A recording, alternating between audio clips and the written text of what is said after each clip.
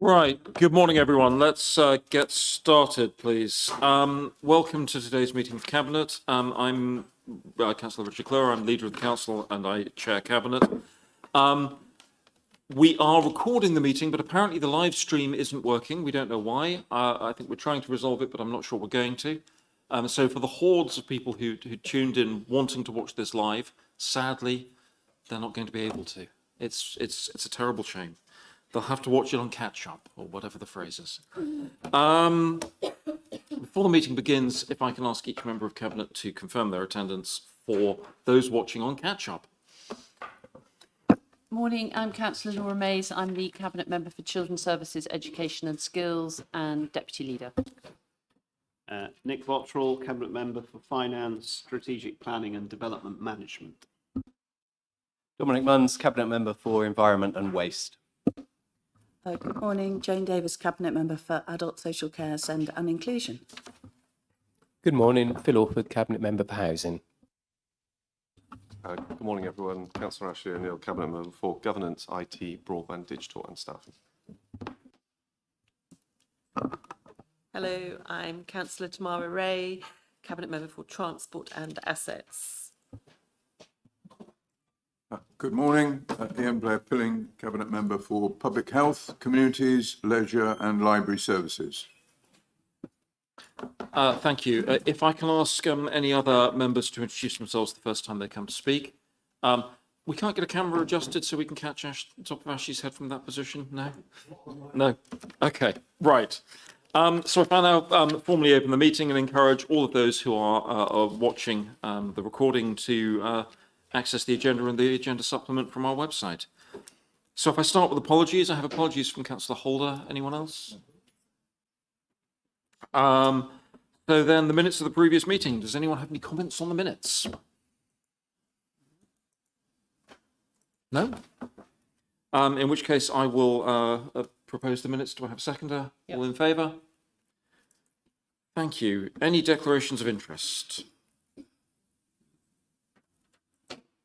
No. If we then come on to leaders' announcements, there were two things I'm just going to touch on here. We had a rambunctious meeting last time, and I just think it's worth setting out at the start, just an understanding about questions and how I want them to be working here. This is not a debating chamber. This is a meeting of Cabinet which is designed to look at the policies, the decisions that need to be made for the functioning of Wiltshire Council.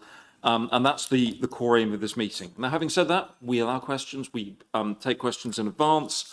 With questions, I'm very happy to take a supplementary question, but I'm not happy to engage then in long debates on question topics. When we come on to topics that are on the agenda, I'm happy to be, as always, more flexible because there we're looking at issues that the live issues, the issues we're making decisions on. So can I please ask that when it comes to formal questions, questions to topics that aren't on the agenda, we limit ourselves to one supplementary and then move on to make sure that we have time for the actual substantive business of the council. The other thing in terms of announcements, for those who haven't seen it, we had the results of our SCND inspection. We received the top grade there. That was announced last Friday. That is really good news, a really great reflection on the work of our officers and the delivery, not just there of the council, but also of schools and the NHS in supporting that area. That means we now have an outstanding rating from Ofsted in children's services, and then the highest possible rating from SCND. That means we are one of 5 councils in the country to have current ratings at that level. That is a really impressive achievement, and I think it's worth noting. Well done to everyone involved, well done to the Cabinet members, more importantly, well done to the officers and the officer teams that have delivered that. So thank you all very much. I think so, yeah.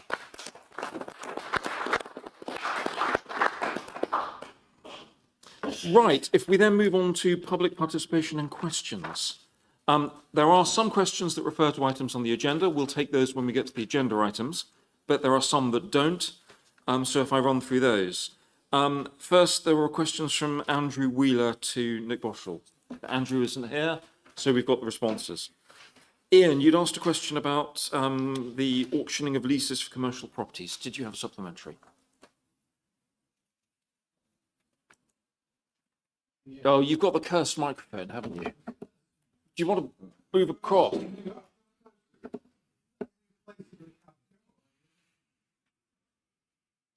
There we go. I'd like to have my, I don't want to be speaker 3, it seems to me to be far too. Try again. Perfect. Yes, good morning, Richard, and good morning to the members of the Cabinet. And as you say to those on catch-up, good morning and Merry Christmas to you. And can I, before I just, if you'll allow me, Chair, before I get on to my supplementary, to echo your point about the, I think, fantastic results of the SEND work and the outcome of the Ofsted. I think it was absolutely magnificent. It was great to see the social media post and the photographs, everybody standing behind the banner. So genuinely, many congratulations to everybody involved in the process. Yes, moving on to my supplementary. Thank you very much indeed for the officer that wrote the response, which I thought was extremely helpful. I think my question still remains the same, though, in terms of the appetite of the current administration of Wiltshire Council to take advantage of this policy when it becomes available to us.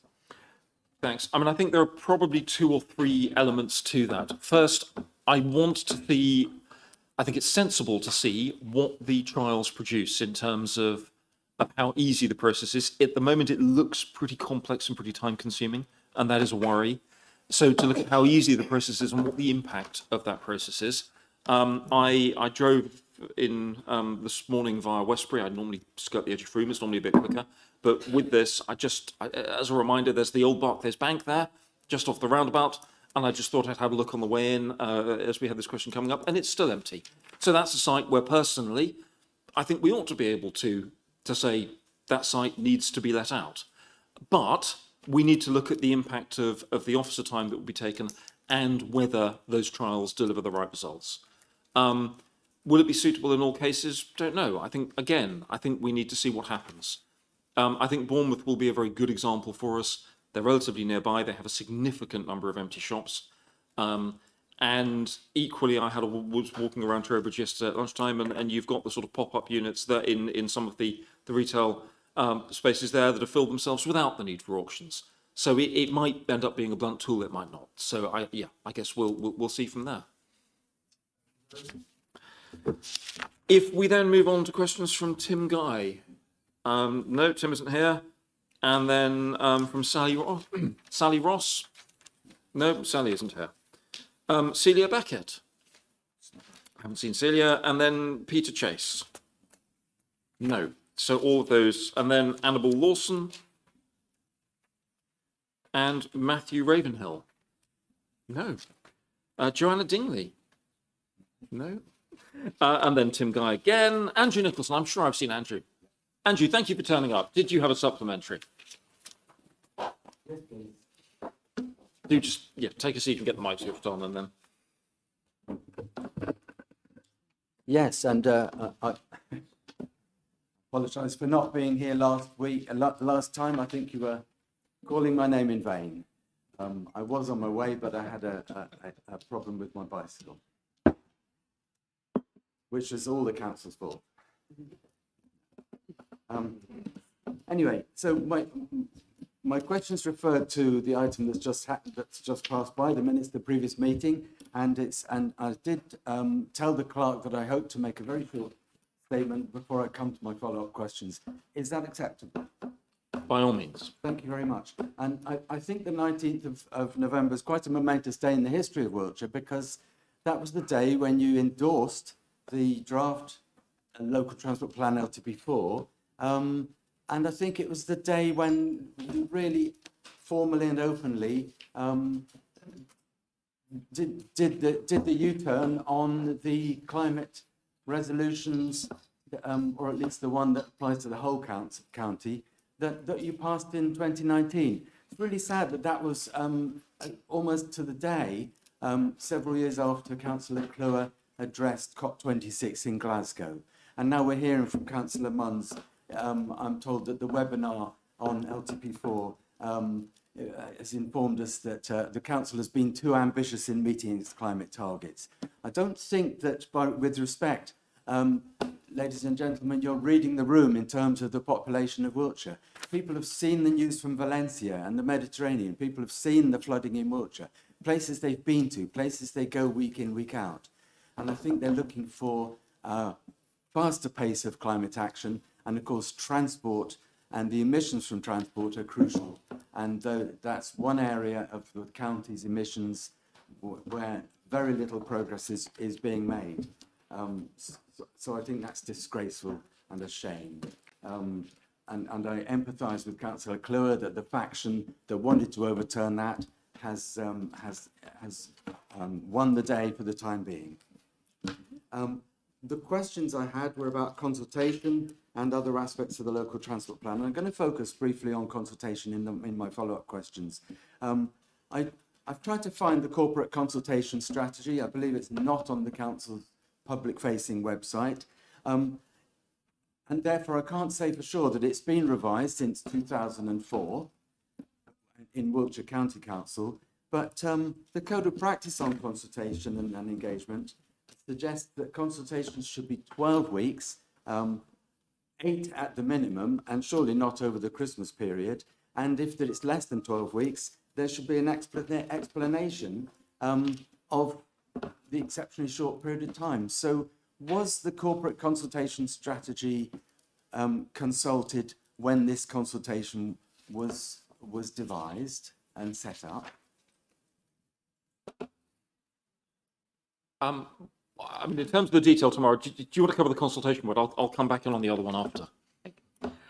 My understanding is that the statutory consultation period is 6 weeks, and as we have articulated, we have extended that to 8 weeks to cover the Christmas period. Thank you. Statutory consultation is one thing. The council's own internal consultation policies are another, and that does include the Wiltshire Council's consultation portal. So why is this consultation not present on Wiltshire Council consultation portal? Can I ask if you've got any further supplementaries? Can you put them all in that response? Your questions now, please, and then we'll come back. I think I'll leave it to that. I'll leave it to that one. Why is the consultation not on the Wiltshire Council's main consultation portal? There's an extensive programme of communication and engagement to support the consultation, including the webinars. The second webinar will take place on the 13th of January. And as you're aware, the consultation is hosted on the Commonplace system. Sorry, Dom, you wanted to come back in and then... Just very briefly, I don't take kindly to being misquoted. I didn't say in the webinar that we've been too ambitious in meeting our targets. I didn't say that at all. What I said was that many organisations, other authorities, private companies, countries, were too ambitious in setting net zero targets. What Wiltshire Council did is set a target to reach net zero as an authority, not as a county. Okay, and whilst we'll strive to reach net zero as a county, so much is reliant on transport and emissions there, which we have zero control over, or rather very, very small control over those emissions, that it becomes a far too ambitious target to control the net zero ambitions for the county as a whole. So much is out of our control. I'm very sorry, Chair. There was a question I had on my list that just slipped my mind because I'm not working from my notes, and it was this. The LTP4 does refer to policies which are better implemented at a wider regional or national level, but as far as I've been able to read, it doesn't mention or name or identify any one of them. So could I hear a couple of examples of those policies that we've... Okay, we're going to take that as the last bit of the supplementary, please. Yes. The draft refers to but doesn't name. So Wiltshire Council works closely with other authorities across the area through the Western Gateway Subnational Transport Body, and that has taken forward its own strategies to work collectively across the region and obviously to feed into wider government. I'm sorry, my question is asking for one Okay, or two examples and- of policies, Andrew, and I'm hearing no right, no well, answer to the on that front, let's get a written response back to you, giving some detail. There are, the issue, right, to try and give a more detailed response there, the complexities of regional transport are something that government has been struggling with and is trying, through devolution, a topic we will be coming on to in a second, at least, to look at trying to provide some solutions to. I think the devolution, I mean, at the moment you've got sub-regional transport groups, but they're not really delivery bodies, they're more discussion bodies. The element, Parvis is a bit worried with me on that statement. My view of them is that they're discussion bodies. The aim when you're looking at the combined mayoral authority model is to try and make sure that there is a more cohesive and more focused approach on addressing some of those issues. Buses probably being the biggest one when it comes to non-vehicular, non-private car transport, but also roads. So there are areas there. There's then rail strategy, and I'm not sure I could honestly tell you what the current government's rail strategy is. The last government had one. Funding was patchy. The current government, I don't think, has a clear rail strategy yet. I think it's looking at adapting the previous government strategy. So there are a lot of missing pieces here. Coming back to the point you started with, I mean, you know my views, you know how important I think tackling this issue is. But equally, we have got to bring people with us, and we have got to tackle the issue of climate change in a way that addresses the particular circumstances we face, which means the kind of policies that London can implement, or Manchester, are very different to the kind of policies that Wiltshire can. For us, private cars are absolutely critical for most people to be able to get around and live their lives. If in a miraculous world there was enough funding for a bus network that was regular, reliable, and took everyone where they wanted to go, that would be different. But there isn't, and there is no prospect based on central government funding or local government funding of that happening, because the money isn't there for bus transport, which means we have got to look at the decarbonisation of the private car as the main way to reduce the main cause of our emissions. I was playing around with the Ordnance Survey. It's worth having a go. There's an Ordnance Survey tool where you can now draw a line around any specific area and pull out Ordnance Survey data. And if you look at the travel distance data, it is really telling about the average travel distance to work for people living in most of Wiltshire's communities, because it is way beyond the 5 miles you might reasonably, maybe 7, you might reasonably expect someone to cycle. And I think 7 is probably pushing it for most people in terms of cycling distance. So we've got to deal with the circumstances we find ourselves and come up with the best route for that. And that doesn't mean applying the dogma of London or Bristol or Manchester. It means finding a way to do it in the context we've got.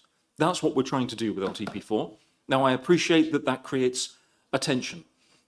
Just as people saying that we should stop using cars creates a tension for people living in villages who have no choice and need their car to be able to get wherever it is they're going to go. So we're trying to find a way through that tension along a path that provides decarbonisation as well. The absolute critical issue in there, and it's way beyond our ability to address, is the grid capacity and the energy electricity supply grid.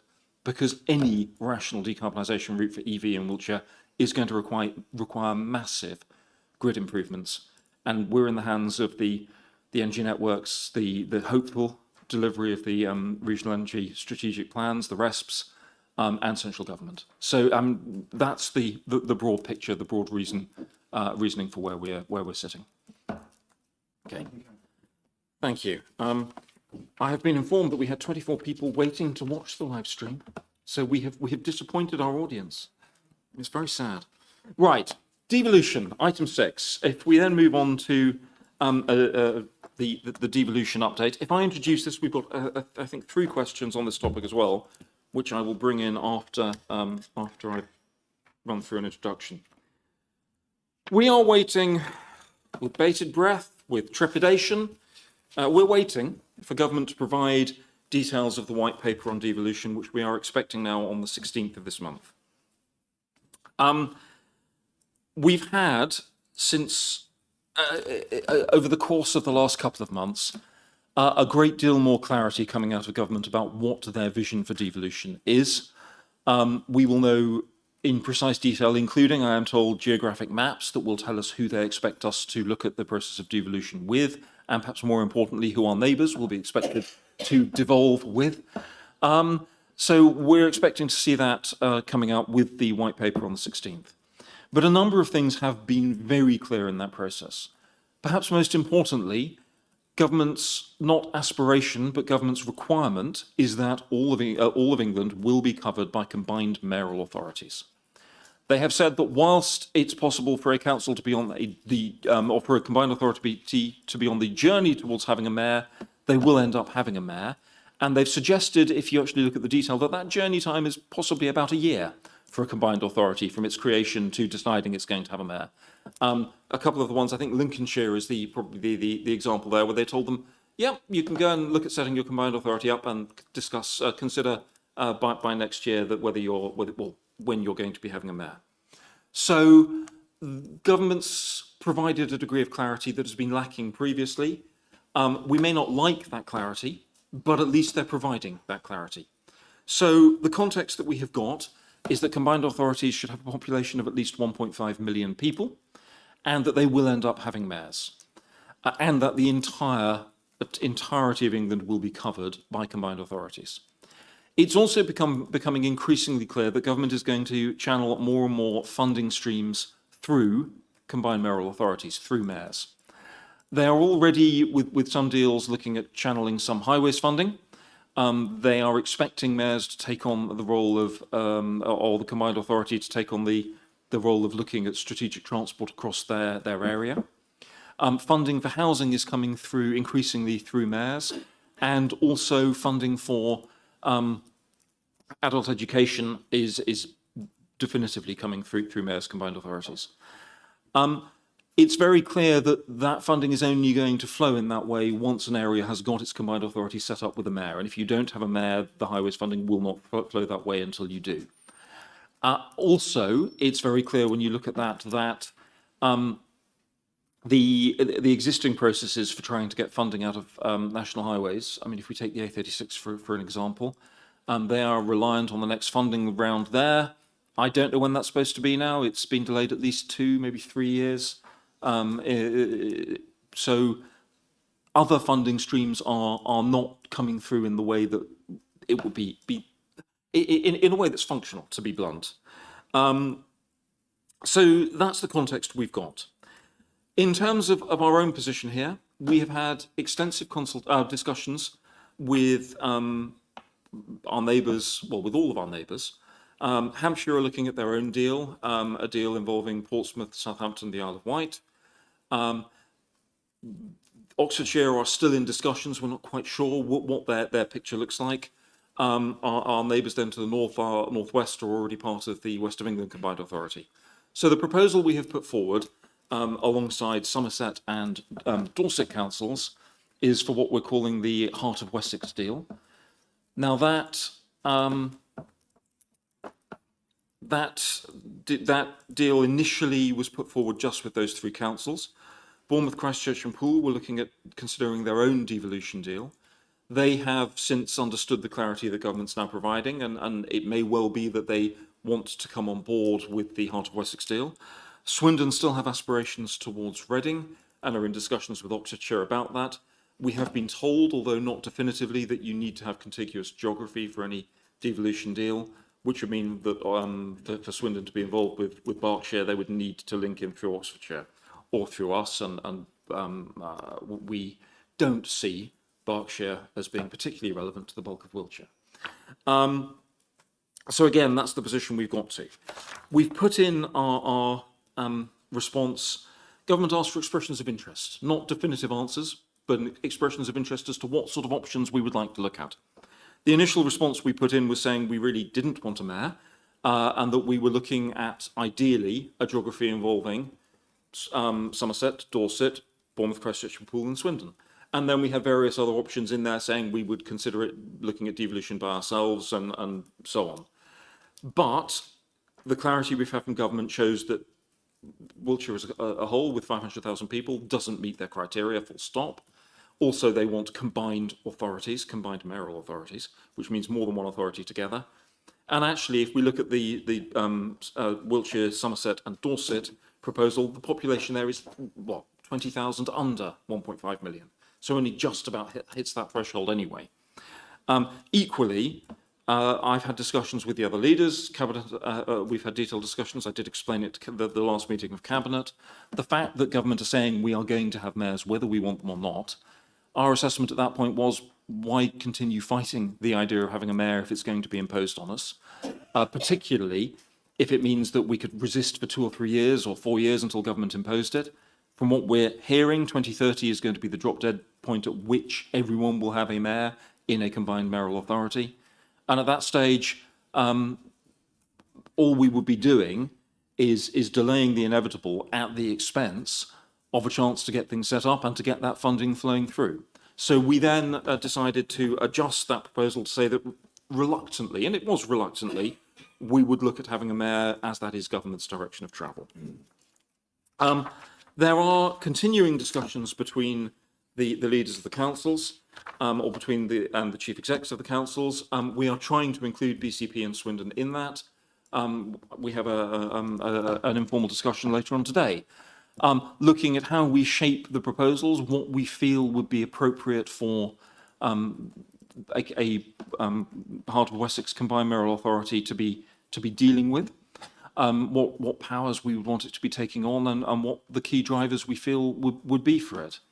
And those discussions will continue, but we still don't have that clarity from government about footprints. They could turn around and tell us something totally different. They could turn around and say, well, tough, you're in with Hampshire, or tough, you're in with Devon as well. Who knows? We'll find out on the 16th. I really hope on the 16th. It's already been delayed so many times. And that will give us that clarity. So at the moment, there's nothing more than an expression of interest. We don't know what the answer will be. We would anticipate, well, when I finished, yeah, we would anticipate that once government has come up with its proposals, we will then be able to go out and consult on them, find out what residents feel with a definitive, concrete proposal to actually consult on, because at the moment, we don't know what they're going to tell us we've got to do. And there is no point in consulting on, well, this is what we might like, but we actually don't know. And then, under the current proposals, that would then need to come back to each council to be ratified or not. Whether government changes that, I don't know. I suspect they might. They're going to compel us all to have combined mayoral authorities. I'm not sure how much choice we're going to have in the geography at the end of the day. But that's what, at the moment, I would anticipate it coming back for full council to approve at that stage. So that's the position as things stand right now. A rough estimate of how much Wiltshire would get in terms of government funding flowing through a mayor under the current model, I don't know, something a little short of 20 million a year. There are a lot of other funding streams that they are talking about. There are some scary parts of this that I don't think government have thought through yet. They are discussing merging police authorities, making the mayor also the police and crime commissioner for a combined area, but also making the mayor a fire authority lead for an area. Even more concerningly, perhaps even crazily, there's been rumour and discussion about making mayors responsible for the NHS and integrated care boards. Now, the geographies do not work for any of that, but those are the discussions that are being floated around. We need to see what comes out of that. I suspect the integrated care model will fall over before it's even meaningfully considered. In Manchester, yes, it makes sense. In London, they have several integrated care boards. It doesn't. In Liverpool, it makes sense. So they've got some models that work, but I think most of their geographies won't. The police side of things, I think that's going to be complicated as well. Merging police authorities, if they went ahead with the Heart of Wessex model, that would be merging 2 police authorities and taking half of a police authority or splitting a police authority in half. Those aren't easy things to do.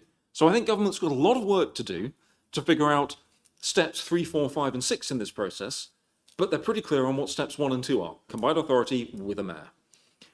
I will stop there. I'll bring the rest of Cabinet in and then we'll come to the questions. So any comments from Cabinet, please?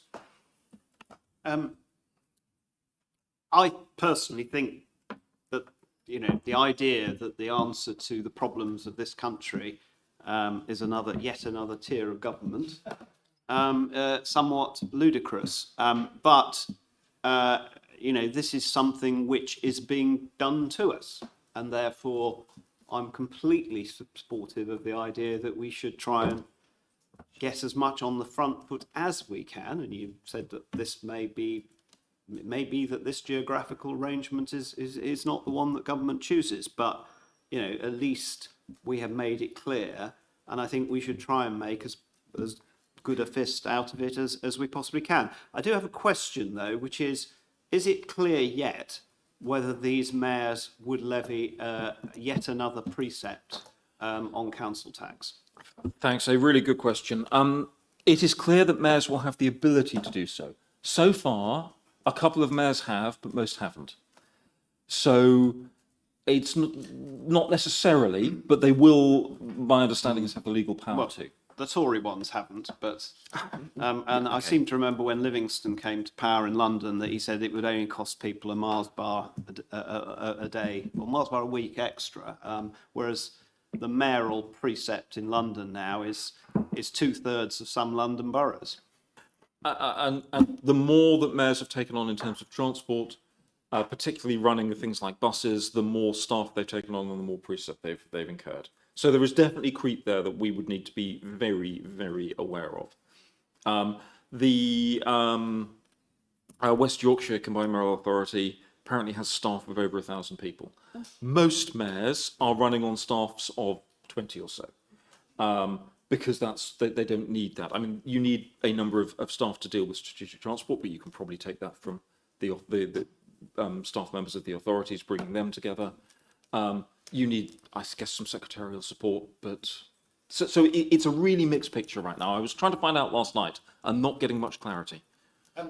I don't know whether this is possible, but it would seem that we should, if we do get some sort of green light from government, that we should try and mould this authority as much as we possibly can, to make it serve the you know, the people of Wiltshire, Somerset, and Dorset. And I mean, you know, I personally think, speaking to somebody like Andy Street, who's, okay, it's an urban area, different scenarios, but I mean, has this, you know, experience of a combined authority with lots of authorities under it of different political complexion. So I mean, because that clearly will be an issue, I suspect. It will. It actually highlights another point I probably should have made in my relatively long explanation. As it stands, there are broadly two models that we're seeing emerge for mayors. The model where the mayor has all the power and basically can veto the councils, and a model where the combined authority, the leaders of each of the councils involved, or each of the strategic councils involved, effectively have the power to block the mayor. I am very much in favour of the latter. Strangely, government is very much in favour of the former. But at the moment, we are being told that we will have the ability to shape that. Now, I can't tell you what Somerset or Dorset would say there, or equally BCP or Swindon if they were involved. But I would be very keen for us to look at a model where it required approval of the authorities for anything significant to be done. Equally, I would be very keen to ensure a model where the mayor had to lead through consensus and had to lead through a clear strategic plan that everyone's bought into, as opposed to the dictation that has caused so much disruption in neighbouring mayoral authorities, to the extent of one of them being described as dysfunctional by a lot of people I've talked to. I have spoken to a number of people involved in this, including existing mayors from differing parties. The more functional, the most functional option in a rural area is very much the second one, the one where the authorities have that ability to block and where consensus is required to move forward. Particularly where you've got concern that you have, and this wouldn't quite be the case for us, but where you concern you have a larger rural area that is not a larger urban area that is not the majority, but is a very significant minority of the mayoral area, and the concern that will suck in all resource, which wouldn't be an appropriate form of devolution, particularly not for the footprint we're talking about. So there are some really big questions to deal with there, and government may decide to impose further, but we will, we know what we're going in to try and achieve. Was there anything else from Cabinet? Okay, if I then come, we had some questions. I appreciate we've covered a lot of the ground there. I deliberately haven't answered the specific question just to give you a chance to reiterate it so I can give an answer there. But we had questions from Ian first. Yes, thank you, Richard, and good morning to the very patient people that have now found themselves on the stream. So, and again, Merry Christmas to the 20 or so people that are watching in. It's great to have you. Richard, thank you for what was a very, I think, detailed and, if I'm honest, heartfelt reflection of where we find ourselves. I'll come on to my question, but I think from your guidance that you provided earlier, I can raise other issues as part of this discussion. Can we deal with your question and then bring you in that we've got the formal? Sorry, because I've got other questions as well, Ian. I'll bring you back in. Do the question first, and then let's deal with the other questions. Oh no, I'll tell you what, Ian. No, I'm happy Tell you with what, your Ian. suggestion. I'm Tell very you what, happy. Ian. Let me bring in. I don't think we've got any, but Chris, if Chris wants to ask a supplementary, and then I'll bring you in after that, Ian. Richard, that's very generous of you. Thank you.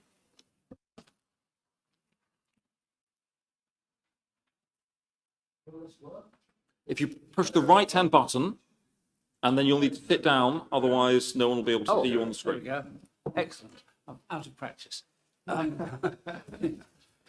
you very much for allowing me to come in. If I may, a couple of quick observations before my question in relation to this fascinating subject, I have to say. The first one is I think that there are many people outside this room who would sympathise with the position you find yourselves in. Rock and a hard place comes to mind, or rock and hard second minister, perhaps, is a better analogy. Secondly, I would say it strikes me as interesting that so much restructuring and reorganisation of local government can take place on the basis of a letter from a minister with no apparent discussion in Parliament of this issue. I find that quite strange. I think other people will as well, and I think maybe that's something you should bear in mind. The third thing I would say is just to mention the one word, planning. You haven't talked about planning, Chair, but alongside this, the government is proposing some very remarkable changes in the planning system. And it occurs to me that the most obvious change in relation to the mayor is that the mayor will have some responsibilities in relation to planning.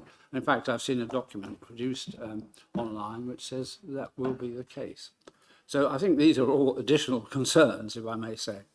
My supplementary question is really to try and seek some answer to the questions I put in, which I've so far had a kind of standard answer, which was an answer to Ian's question and from Ernie Clark's, but not to mine. And if I can just quickly summarise and seek your help with finding answers, and maybe I'll suggest some for myself. The first question I asked, which you haven't answered, is what are the functional benefits of a regional mayor? At some point, you guys are going to have to try and answer that question with the public. At the moment, I haven't found any answer at all. I'm inclined to think that the answer you might give, if you're honest, is we haven't got a clue. But I'll leave that for you to think about. My second question was what consideration has been given to the impact on local democracy of the mayoral system? And I assume that not in government and not in this building has any serious concern been given to the risks to local democracy of a mayoral system, which, as we know, has proved rather unpopular in an authority not too far away from here. My suggestion is that your two answers would be we don't know yet and none. And I'd just like you to say whether I've got that right or not. Thank you. Firstly, to answer your point, I mean, the government will be introducing a white paper. That white paper will then result in a bill that will need to go through Parliament to make this happen. So Parliament will have a chance to debate and vote on whatever process. But the assumption that we are working on is that the government has such a significant majority that whatever they decide to put before Parliament is likely to be adopted. There are some huge questions there outside of Wiltshire, which we'll touch on quickly. District councils. From everything I have seen from the local government finance settlement, district councils are for the chop. They are having money pulled away from them. Government has talked about streamlining, making local government more efficient. That is, if you look at the small print behind that, that means the removal potentially of district councils, so the unitarisation of the existing counties, and it also talks about merging small unitaries with their neighbours. We don't know what government will do there. My understanding is that there is debate between number 10 and the MHCLG, the Ministry for Housing, Communities, Housing and Local Government, and we need to see who wins that discussion, or that sort of power struggle. So there could be some significant changes. Not so much for us. We're all of the councils involved are unitaries. But for our neighbours in Hampshire, that could be very significant. What would I say are the functional benefits of a regional mayor? I honestly don't think there are any, if I'm being entirely truthful. It is not something that I would be, if government wasn't telling us to do it, I would be sitting here discussing. I think that if you take a large unitary authority operating under the cabinet system, I'm not sure what the additional benefits that a mayor would bring are to a system there that is designed to enable decision making, albeit a mayor, I suspect, would be making decisions in a less public setting than we do. Every time we make a decision, we're here in cabinet, the world can watch. Anyone who's in the room can ask us questions on what the decisions we're making. So I think in some ways there are significant concerns there that you're raising that I would share. But government has decided that that is an appropriate way forward. I think what's the answer? What's the benefit for a mayor in somewhere like Manchester or London?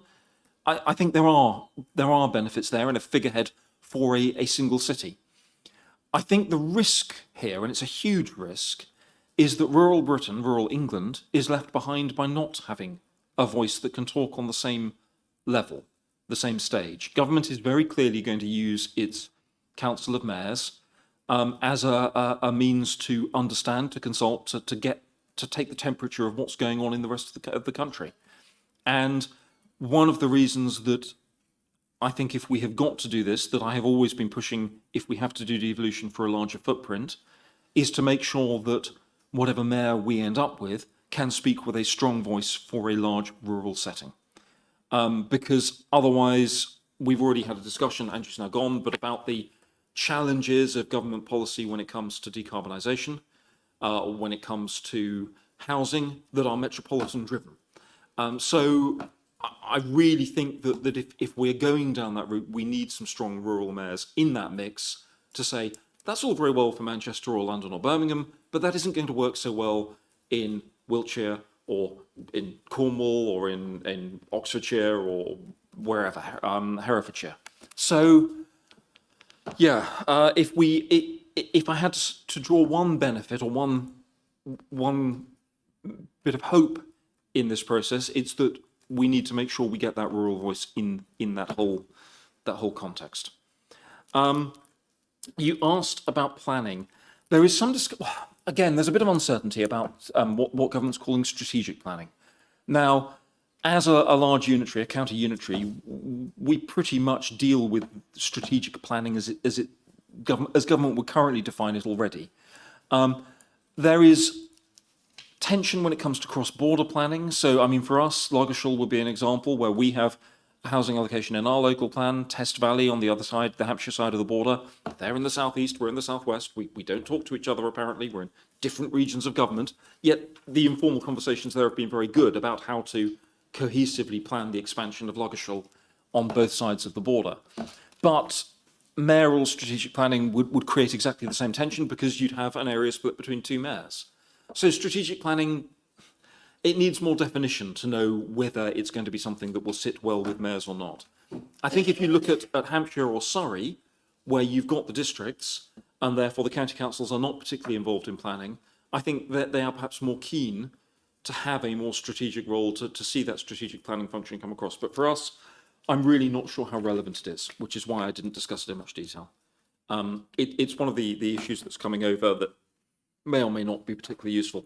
There are some elements related to planning. So brownfield housing funds, they are being channeled through mayors. There are bits of Wiltshire and Somerset and Dorset that would desperately like to access some better brownfield release housing funds. So there's something there that could potentially be beneficial.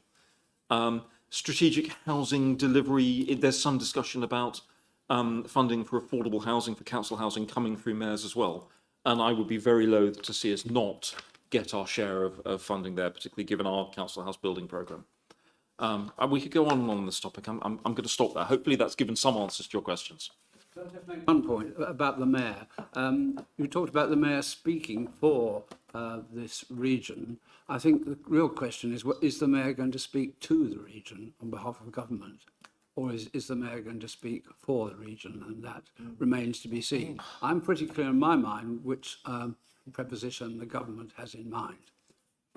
I would hope a mayor would be a conduit between both, but hey, that's just my view. Ian, sorry, having come back to you, and by all means, speak as the leader, as asking the question, whatever. Well, let me go to my question first, and I'll come on to some other points if I may, Richard.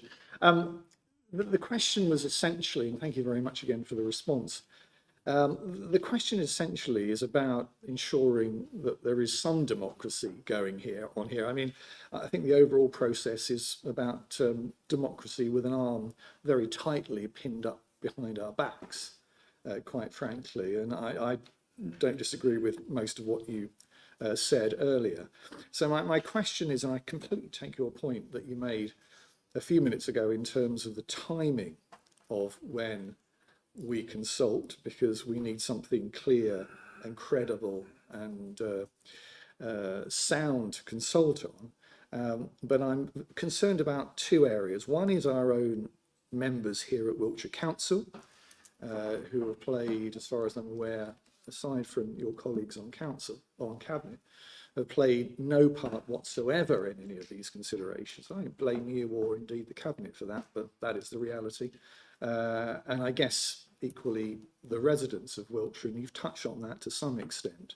So I'm going to just focus, if I may, on the issue of our colleagues, the vast majority of members of this council of all parties who are on the back benches, in terms of what your process is for ensuring that there is, as far as we can guarantee anything in this process, an opportunity for council, which I certainly do believe it should be the sovereign body, for the really critical decisions, one of which is the issue we're discussing now. What your view is in terms of when we will engage with the council on this issue. Thank you. Thanks. Yes, I mean, so far we've taken the same approach on this that the Liberal Democrats in Somerset and Dorset have taken, which is that we're putting in an expression of interest at speed, and therefore we've not been able to go to full council and get motions into full council, proposals into full council about what the expression of interest should be. And equally, I think to an extent it's not entirely rational to do that, because government could turn around and say something completely different. So all three councils have followed broadly the same process there. I think it is. I've certainly tried to keep members updated. We've had several new members' newsletters now out explaining where we are with devolution. I have mentioned this several times in Cabinet. I've tried to bring updates whenever there is anything new to say. I think the democratic process so far is being driven by government, and I think it will be Westminster's democratic process more than anything that shapes this rather than ours. But there are some elements here that I really do think, even when a geography is imposed on us, whether it be the geography that we've broadly come up with or something else, there are some things that I do think we need to get some good debate and good discussion over, and a good analysis of what is appropriate. Those are around the broader powers that or the broader areas of responsibility we may want to see a mayor looking at. So there are some very clear expectations, one of which is strategic transport, another is adult education. There is some discussion about universities funding being transferred to mayors. Again, I don't think someone's thought that one through, but it's being mentioned quite a lot. And then discussions around exactly how we think strategic planning would or wouldn't work in our context with a mayor. And I think it would be very different to the discussion that you might see happening in Surrey, in a more built-up rural area, an area with less rural sparsity than you see in the Heart of Wessex footprint. So I think there are a number of areas there where it would be really important to get residents' views through a consultation once we've got that footprint. And I think we would all, as the councils involved, want to go out and understand what our residents felt at that stage. I'd hope that with whatever footprint we're given, we can go out collectively to get the views of residents across the entire area because that will be the authority area we'll end up operating under. And equally to then go out to members. Now, I've certainly discussed it with Cabinet, we've had a lot of discussion.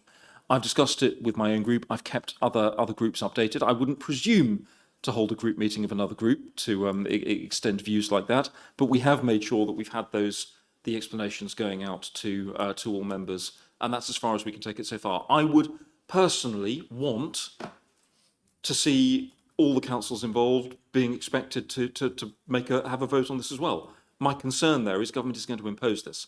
So I'm not sure whether they're going to let councils have a vote on something that they may say no to that's going to happen anyway, because that really isn't democracy either. I guess the question there is, where is democracy sitting? It, in this case, I suspect is sitting at Westminster. I'm not very pleased with Westminster on a number of fronts at the moment when it comes to the way they're handling our finance, the way they're handling our planning, or if I'm honest, the way they're handling our devolution. But they are the elected government of the land. Yes, thank you for that, Rich. I was going to ask about a vote. I think it's absolutely critical, if only for our own democratic soul in Wiltshire, that members get a vote, even if that vote is completely and utterly ignored by the government. And as you say, it's a very, or as I would say perhaps, it's a very bizarre form of devolution. It's a process that, as far as I'm aware, we've not asked for. It's being done to us rather than done with us. I think the whole thing is really quite shambolic. Again, this is not a criticism of this council. It is a criticism of the process that's being forced down on us from Westminster.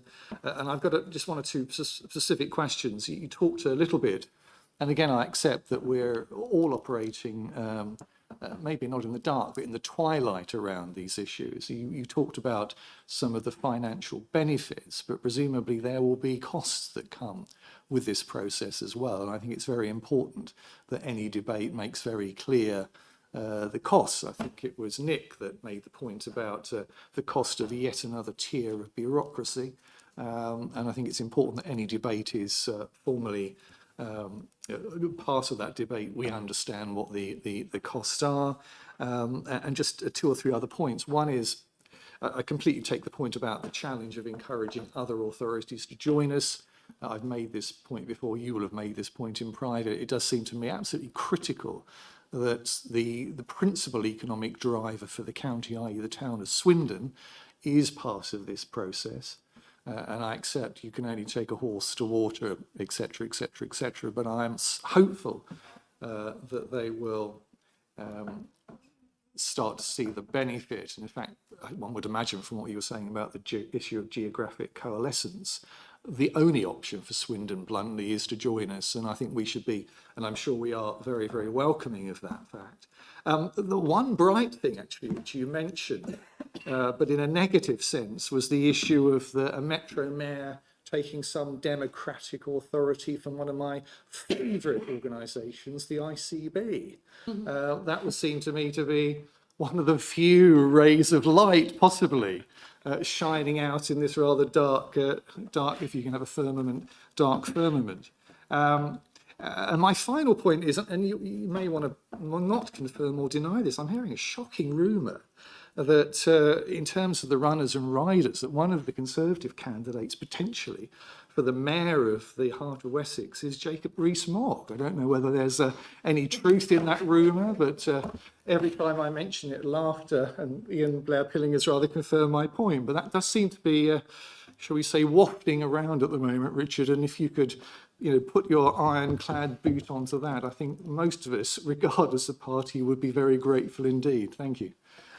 Okay, if I come to that last one first, I haven't got a clue who each party might put forward when we end up with a mayoral footprint. I'm pretty sure that Jacob's in North Somerset, Bath and North East Somerset, therefore not actually a resident of what would be the heart of Wessex. But I don't, whatever rumours you're hearing, I mean, go for it. Personally, right now I'm suggesting Wurzel Gummidge would be an appropriate figurehead for the area that we're looking at there. But I'm sure many worthy candidates will come forward whenever we have that geography defined, and that process. We've gone through that process from all sides.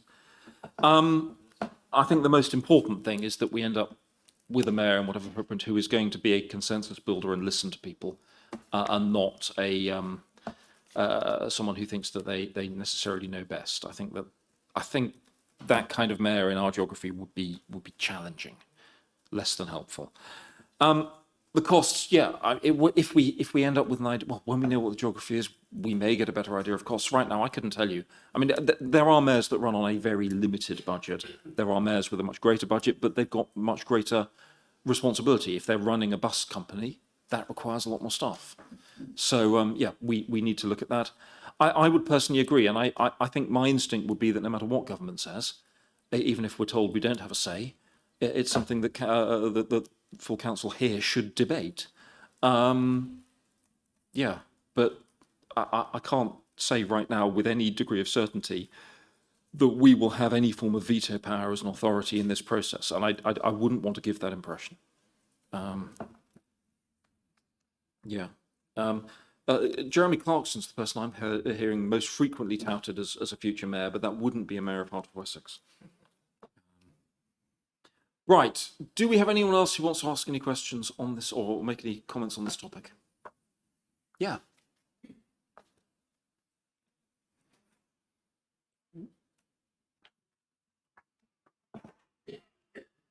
Thank you very much. Let me put my card on the... I think now you've switched it on. It won't. Okay. Just introduce yourself. I'll just be speaker number 2, Claire Cape, Chippenham and Pewsham. Yeah, I'm, and it's kind of been said already, but I'm going to say it again. I'm really struggling with this concept of devolution. There were 3 funding streams that you mentioned that were likely to come from central government to this combined authority. Is this money that we would not have had anyway, or is it money that is now coming through one extra layer and therefore decisions being made one step up as opposed to at this level? Because that really seems to me to be the fundamental opposite of devolution. Thank you. It's a really good question. It's one I can't give you a completely clear answer on, in that I don't know how the inner mechanics of government will work in this area. At the moment, we are required to basically bid into funding streams. And my understanding, in broad terms, is that money that is currently there for being bidded, for councils to bid for, will instead be parcelled up and assigned to mayors, and then the mayors will distribute across their geographies in consultation with working with their councils. Councils will still be the delivery body for it. Although clearly with adult education, they won't necessarily be, in that there will be further education colleges providing that, for example. But there is some sense to that. I mean, this bidding process is ridiculous. I think we've all complained bitterly about bidding, the constant need to bid for funding in the past. So to have some certainty of funding in those areas, I think would be helpful.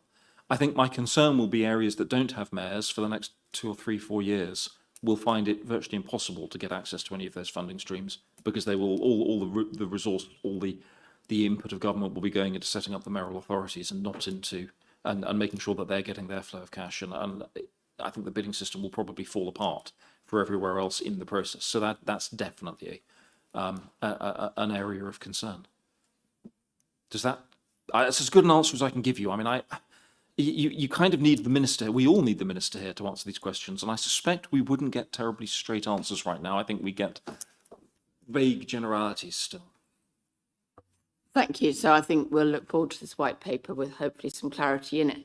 But it feels like still rather the opposite of devolution. Thanks. I won't push it any further. Thank you. I think it's fair to say I am not looking forward to the white paper or the National Planning Policy Framework final announcements or the funding settlement at the moment, because I think all of them are going to harm rural England.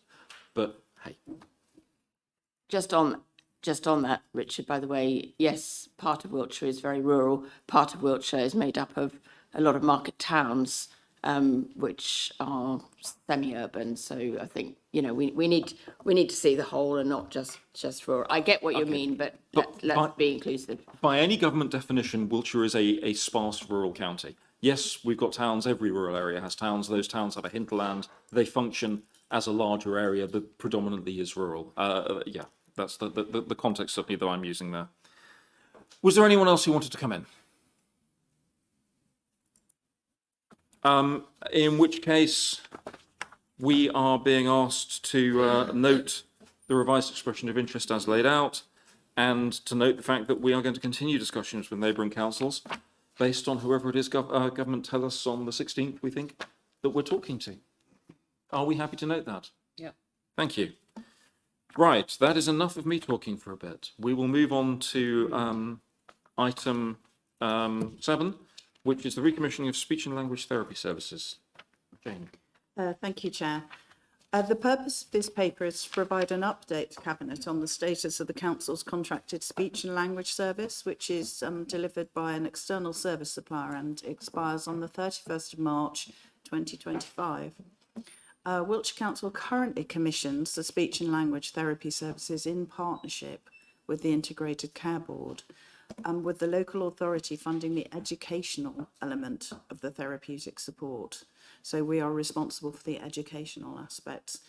The speech and language services provides education settings with support in meeting the needs of children and young people with communication needs, and works directly with children in school and early years settings to provide therapy. Wiltshire Council, moving forward, intends to commission a service separately from the BSW ICB to ensure a greater level of oversight and clarity in delivering a service that meets the needs of education settings, parents and children. However, the service specification will be designed to ensure full alignment with the health delivered speech and language service to provide a service that reduces duplication and allows for an holistic approach. As in many areas, the council needs to manage increasing numbers of cases and caseloads, and by recognising the increase in need, Wiltshire Council has approached the service recommissioning with a view to enhance the offer with additional investment as part of the SEND transformation programme. Currently, there isn't a role within the authority to manage and support the education element of the services, working specifically with settings to ensure a system-wide approach to supporting children and young people. So this paper is requesting additional investment in this service through the recruitment of a qualified speech and language lead to support settings and work alongside the provider to deliver the early help model, as well as meeting our statutory requirements. And all of that is to ensure an effective support for schools and early year settings, and ensures our children's and young people's needs are met at the earliest opportunity. Due to both the increased investment in the service provision and the approach undertaken in recommissioning community health services using an outcomes-based approach, officers recommend that there is a very clear specification to meet the educational elements of the speech and language service. So, assuming Cabinet will agree this today, a recommissioned service following a procurement process and award of contract will be in place for April the 1st, 2025. And the proposals are in the paper. Thank you. Does anyone from Cabinet have any comments they would want to add here? I think it's all pretty self-explanatory. Yep. In which case, I will then, I don't believe we've got John with us. Do we have the Vice Chair of No? Children Select? No? So in which case I'll move on to Ian. Yes, thank you, Richard, and thank you. I'm sorry I missed part of your presentation, but thank you for that. I suppose the only question I've got, it seems like a very sensible process. I'm all in favour of Wiltshire controlling as much of its contractual activity as is possible. I think that provides for a much more responsive and reflective service. And I think it, in my view, produces better outcomes. But there's an obvious question I have to ask, and that's, again, with regard to my good friends at the ICB, that in the reasons for proposals, it does say that the proposal and the document will provide a greater level of scrutiny, a greater level of oversight, similar, I suppose, and clarity in delivering a service that meets the needs of education settings, parents and children, which is excellent. I'm therefore just wondering whether the current arrangements with the ICB didn't provide the appropriate level of oversight and clarity. Thank you. I think we are constantly ambitious for our young people with SEND. As you know, we've just had a very, very good SEND review, and I think we are kind of relentlessly in pursuit of improving outcomes for young children, and this simply reflects our kind of way of doing things now and liking to see oversight. I think you're identifying there is a tension in commissioning between the ICB Health and councils, partly because we have different ways of going about commissioning, slightly different processes we have to follow. So I don't think you're remiss in identifying the fact that there is a tension. There's every time it comes to any form of commissioning, there is, I think, a natural tension that we're still working through. There are also different commissioning cycles for the different local authorities involved, which makes that some of that tension about simple timing as well. So, I mean, in some ways, I'd be disappointed if that slight degree of tension ever went away, because there are slightly different priorities as well in some of the specifics of the commission services. So some of that tension is probably a healthy thing in making sure that services are being commissioned, particularly where the ICB is doing it on a bigger footprint, that are reflecting the local priority, the local need, the issues of delivering in our footprint as opposed to Swindon or Baths, which are less geographically spread, for example, and may face different needs as well. So yeah, I think you're probably picking up on something there that isn't necessarily a bad thing, but is definitely a factor.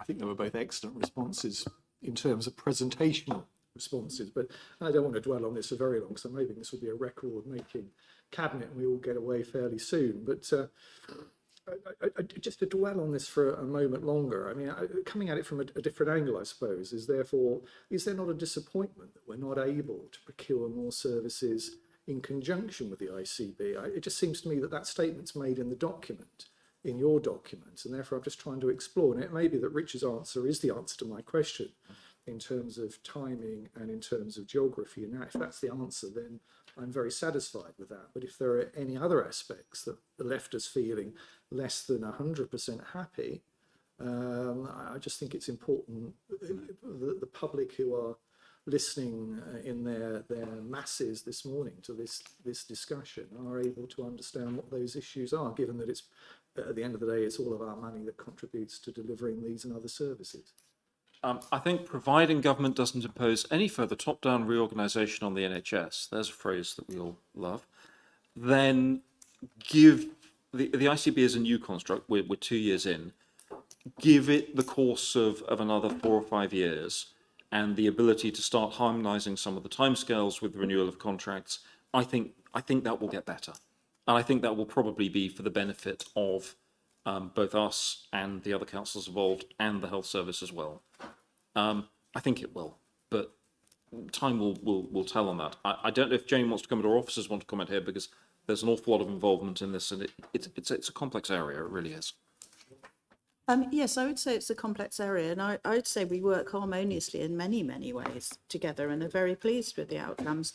But it's about, being relentless in our ambition to make sure that children, that we fulfil our responsibilities, and our responsibility in this case is education. I don't know if officers would like to add something on top of that. I think you've answered the question very well there. I think it's just a different type of oversight. The ICB is more outcomes-based, ours is based on specification of service. But there's a really strong relationship between ourselves and the ICB. And as Councillor Davies pointed out, a really strong ambition that comes across in our area SEND partnership.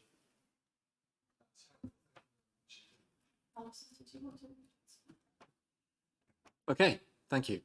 Does anyone else have any questions or comments on this topic? In which case, you've put the recommendations. I'll second them. All in favour? Great, thank you.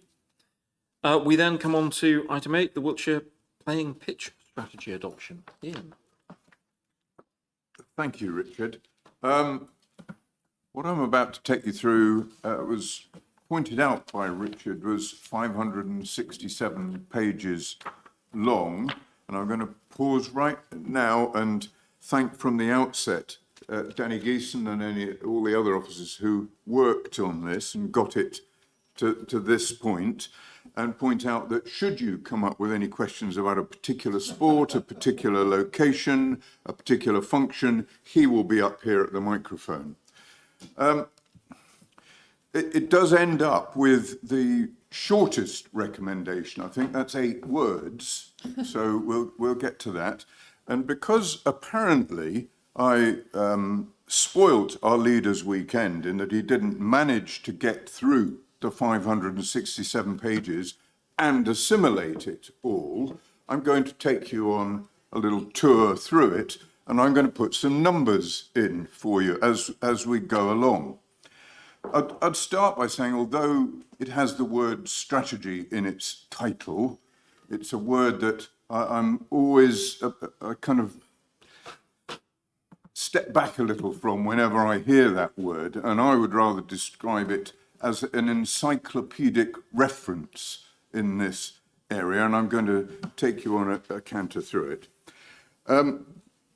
Our current playing pitch strategy was adopted in 2017, and it's worth noting that that strategy effectively leveraged £1.6 million worth of 106 money. So that gives you a kind of scale of its importance so far. In 2022, Sport England advised us that it was in need of renewal, and that their methodology had changed, and should I say it's probably developed and got more complex and more demanding in that process. We then commissioned KKP to undertake. It cost us £41,000 for all this work.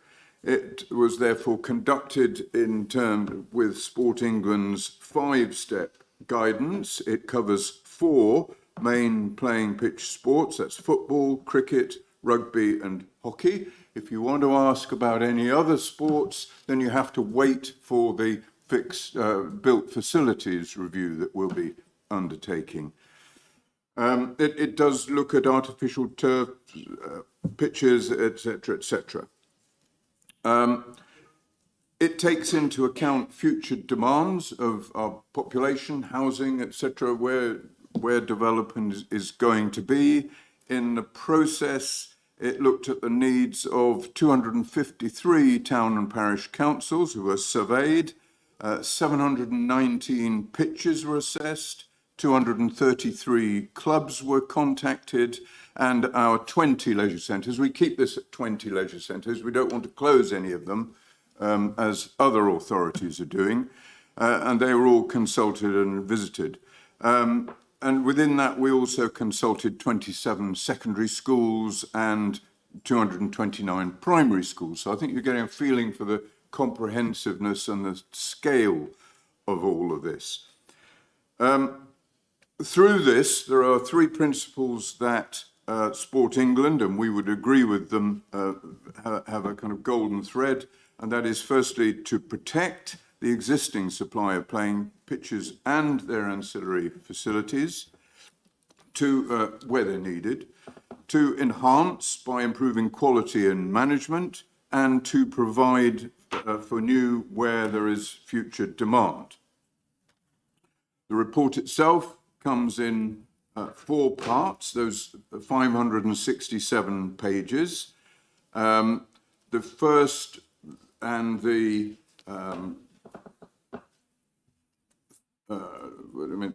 the first and the 4th section, which are 187 pages and 209 pages, are the bit that's kind of mandated on us by Sport England. Oh, and sorry, I should add the second, which is the strategic action plan. That's only 28 pages in here, and that's probably a good read for you. And that is a summary of all of the kind of priority actions, and that's what covers things like rationalisation, securing tenure, asset transfers, securing 106 money, improving quality, etc. It looks at across the site. It's essentially the where and what at the core of all of this. We've added a section in all of this, which is responsible for an extra 124 pages, and that's the community area profiles. And that's the bit that your local communities are going to dig into with the map and everything of every single pitch in their area and what may or may not be needed. In terms of governance, this has been overseen There is a steering group which has had the national governing bodies of those four sports represented, Sports England, you don't get away from them, Wiltshire Active Partnership, otherwise known as WASP, and then our own development, planning, education and public health services have all played a role. They will also stay in place as a steering group over this, and within that annually update this report. At this point, I'll say what this report is not, and it comes with a health warning. This is not a financial package or a commitment from Wiltshire Council to deliver the action plan. It sets out an approach to deliver within available resources. The health warning bit is if anybody comes asking for me for funds to execute this, then take heed of my health warning part in this.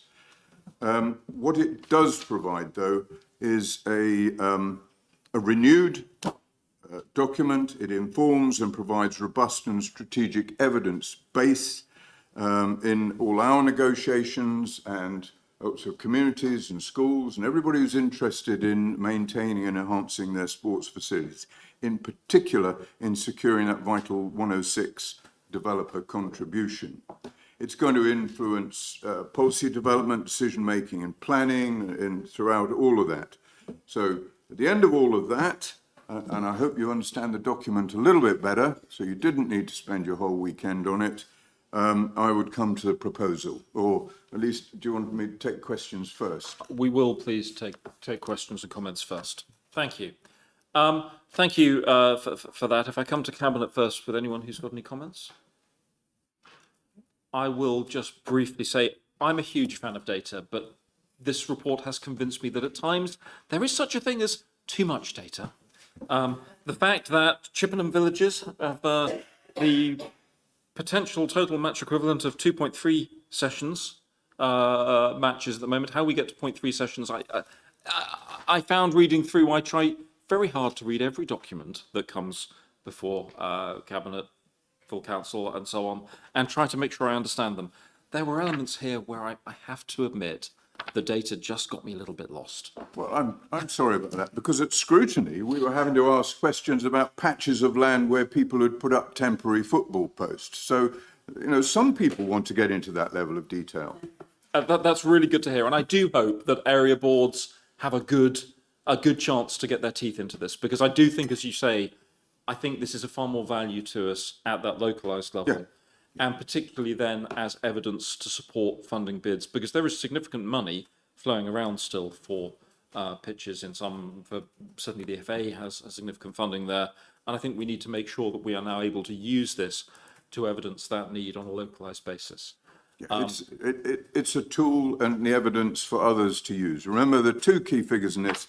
It cost us 41,000. I should say that came from 106 money in the first place and leveraged 1.6 so far. Yeah, absolutely. I think it would be remiss if I could say that I have sat here, read the entire document and fully understood every number, which is perhaps a shameful admission on my part, but an honest one. If I then come to Jerry, as Chair of Environment Select, please.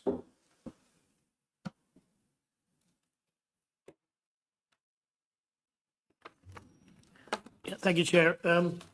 Yes, a very large document, I agree. But when it comes to sport, I think the sporting team considers that everybody matters in this county. That's our logo. So it used to be the logo, didn't it? It always is the logo, yes. And I want to thank Danny Geese and David Redford and Paul Pritchard and Rebecca Bolton, because I had the pleasure of being on Leisure many years ago when the last strategy was done, and I know how much work is put into it, and they are an absolutely fantastic team when it comes to sport.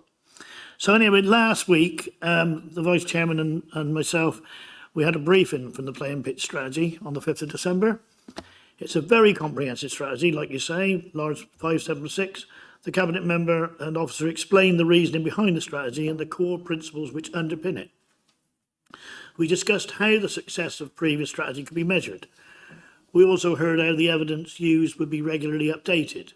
We questioned whether associated facilities such as changing rooms, toilets and lighting were covered, and we measured that they were. We're also interested in how less formal spaces will be identified and mapped. I think Ian alluded to that, where you get little kickabout areas where kids stick up posts or their jumpers like they used to and play in unidentified areas. And this is how they would be identified. As this will help increase sports, physical activity and play opportunities in Wiltshire, we very much welcome this strategy. And I know that Ian alluded to Sport England, but we're also in good partnership with the Football Foundation, the TCCB and the Rugby Football Union. We get support from all of those people within sport, and I commend this to the House. Thank you. Gosh, which house would that? Any questions I'd like to have to take? Are we referring this one to Parliament? Okay, right. The playing pitch strategy will be confirmed at some future date by Dick's house or something. Right. Ian, over to you. There you go. We'll defer it to the mayor. Yes, thank you, Richard. Many congratulations to Ian for his magnum opus, and indeed to, can't really turn around very easily, but all the colleagues sitting here looking exhausted, I have to say. And simply reading the thing is exhausting, let alone writing the report. So many congratulations. I presume KKP is a consultancy that provides these type of services in terms of number crunching might be the best way of putting it.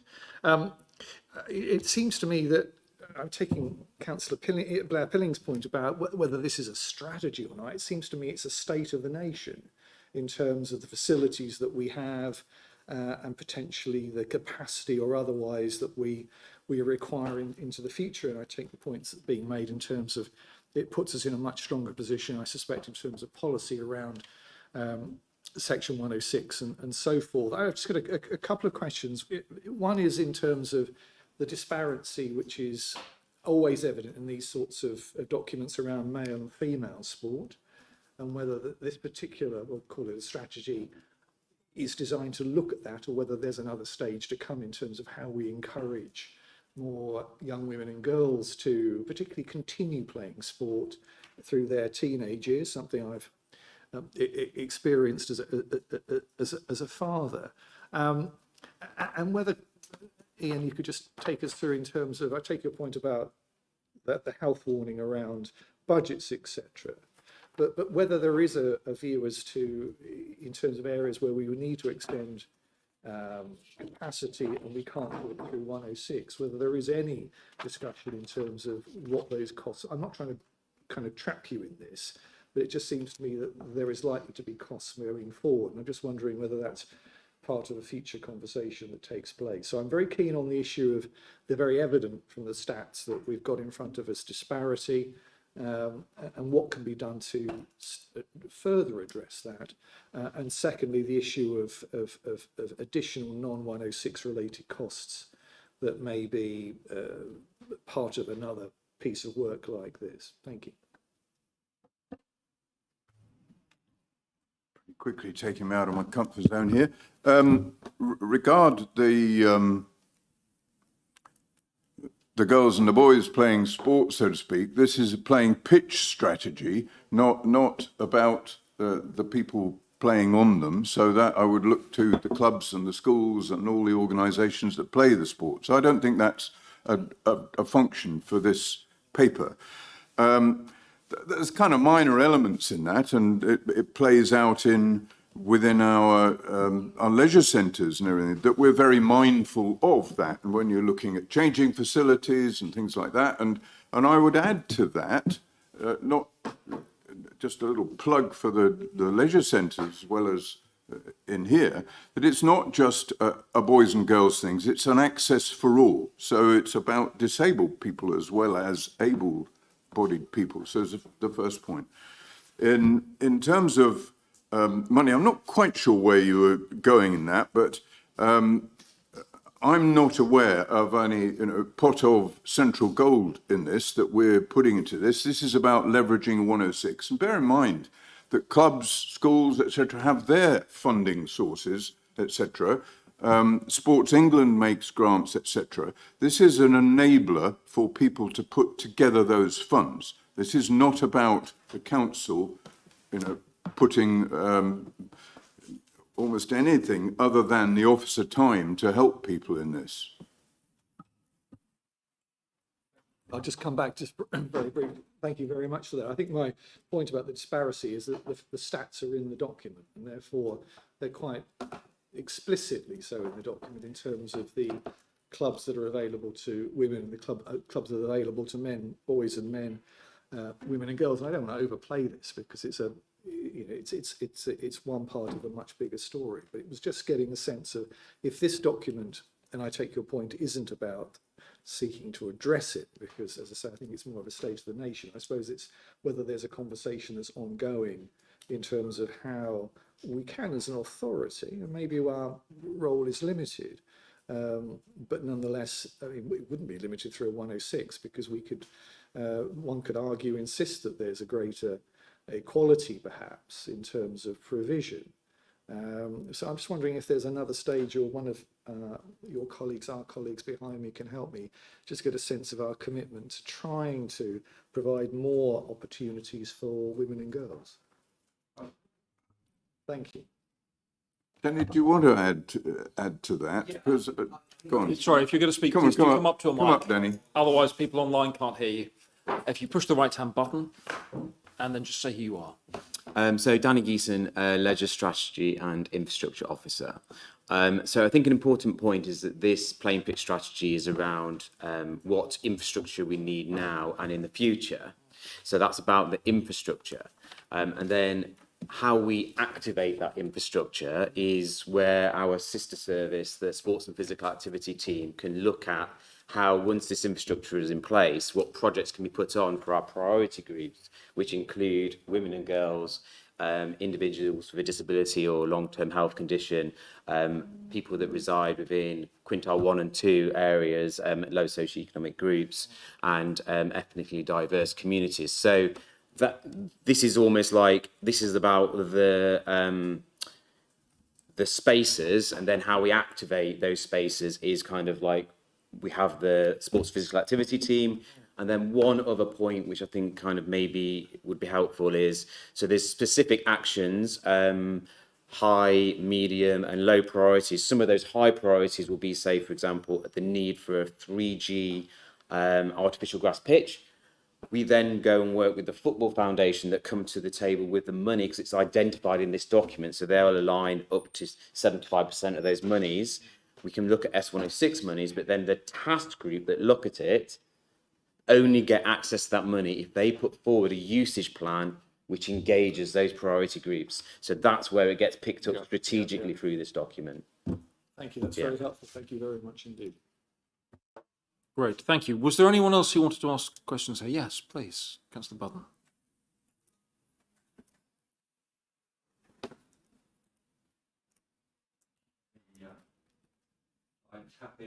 On that side, yep.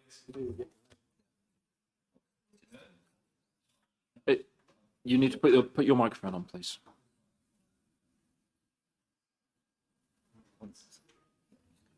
Good, that's on. No, it's off again.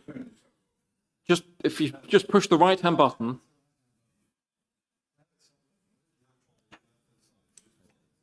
But we'll, okay, that's fine. Now push the right, there you go. Try now on. Councillor Richard Button, Tisbury Division. So, thanks to Councillor Blair Pilling, and thanks to David Redfern and his team. I'm a great fan of everything that there is here. But those questions really bring you to the nub of what was in my mind too. My understanding from the conversation I had with David Redfern shortly after I was elected is that he has a background in the private sector. And I'm sure he would agree with me, in the private sector, you couldn't write a strategy document without talking about the money. I'm grateful to you for all the numbers you gave and for the knowledge that you leveraged 1.6 million of Section 106 funds. But the real question that this document produces and leaves in my mind is, what are the funds that you need? How big is the gap? And where is the strategy paper that follows on for how we're going to raise that? And it is the absence of the money numbers that arise that I would like to identify. Nor will they be forthcoming.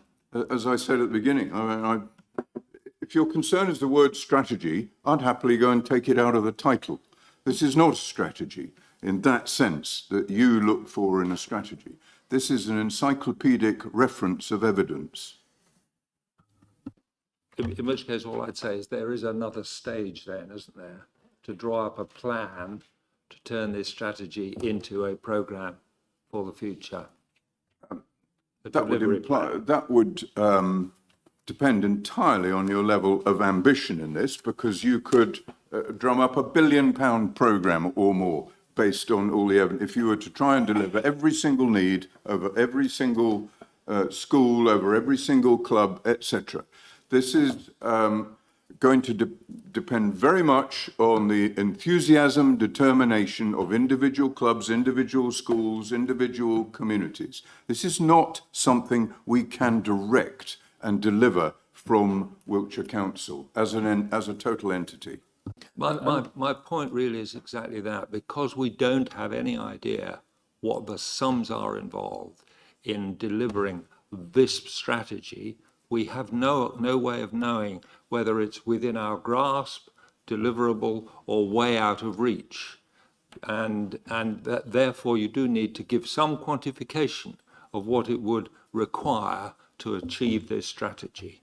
I'm not sure that will be helpful, because with a document like this, what we are doing is creating a framework which we can then use when opportunities come along to get funding, to channel funding from whatever source, whether it be developer contributions or funding from the Football Association or any other source. We've then got the infrastructure on which that funding can be, so we can demonstrate the need from this document and make sure that that funding comes in. To spend time saying what would we require to build the perfect playing pitch network across Wiltshire, lovely theoretical exercise, but not something that will be funded, therefore not something that I would want to see officers spend vast amounts of time doing. What I want, in the same way with LTP4, we have a network, a skeleton on which we can go to government and say, we're bidding, this meets our priority, we've consulted, we've evidenced our priority, therefore it's a good source for that funding. This is another way of us saying to developers, we have evidence of the need in this village, so if you're building houses there, you need to contribute towards a pitch strategy in this location. There's the evidence, you can't argue with it.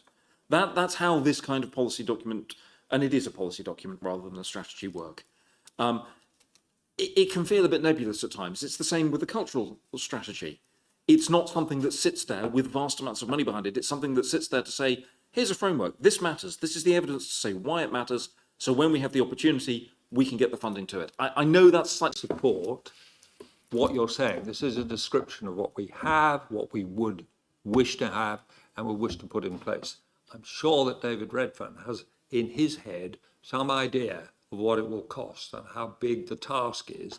And I think that it would be appropriate if that were shared in some form with councillors. Dave, do you have a document with that money on that we can share? That?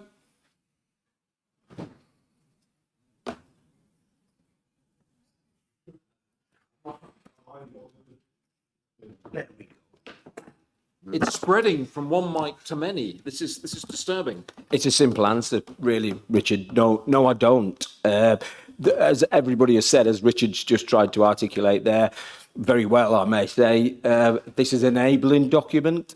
It gives us the evidence.